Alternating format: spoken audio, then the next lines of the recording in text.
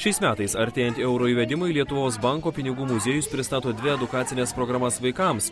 Muziejuje sutikti mažieji sako, kad jiems įdomu viskas – ir praeities, ir ateities pinigai, bei įvairių žaidimai. Man patiko, kaip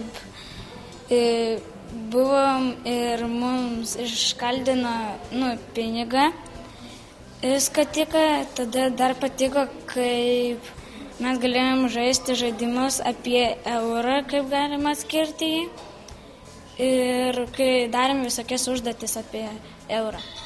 Man patiko, kai mes mokėmės apie eurus, kai ten edukacinė buvo tokia kaip kelionė ir kai aš kalbėjau su telefonu, ten su kuo, pamiršau tiesiog. Ir man labai patiko, kai mes žaidėm žaidimą. Pinigų muziejaus vadovo teigimu vaikams siūlomos 2 edukacinės programos, kurios domina ir mažuosius, ir paauglius. Mes, aišku, orientuojamės į šiek tiek jaunesnį amžių, tai yra į vyresnį iki mokyklinį amžių ir į mokyklinio amžiaus jaunimą. Tai yra parengtos 2 tokios programos, tai iki 10 metų, tai 5-9 metų amžiaus vaikučiams ir vyresniems jau nuo 10 metų šiek tiek vyresniems moksleiviams. Tai šitos programos irgi yra susijusios su euru, tai yra pažink ir išmok skaičiuoti eurus, tai čia jaunesniesiems, o vyresniesiems pažink eurus.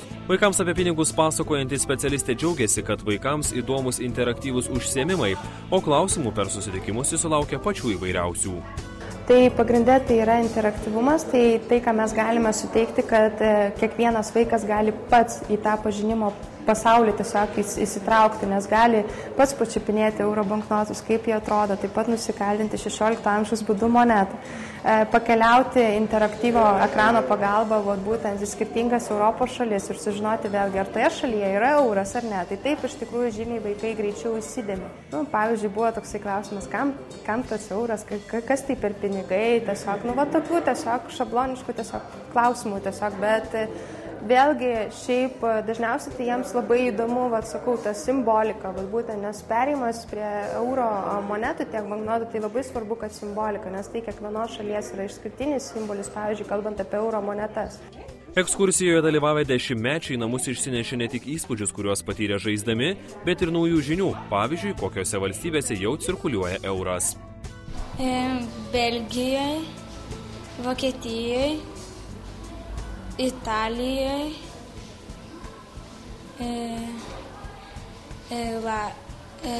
Latvijoje. O kada Lietuva įsives eurą, ar atsimeni? 2015. Mokiniai sužinojo ir pagrindinius euro apsaugos požymius, bei išmoko atpažinti, ar kupiūros nėra padirbtos.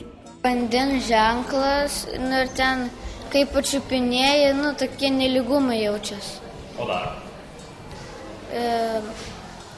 Tas toksai holograma yra ir ten, kai ją vartai keičias, būna arba euro ženklas, arba skaičius kokio pinigo vertė.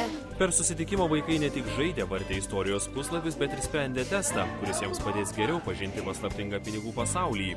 Lietuvos banko atstovų teigimu muziejuje ir suaugusieji ir vaikai laukiami visada.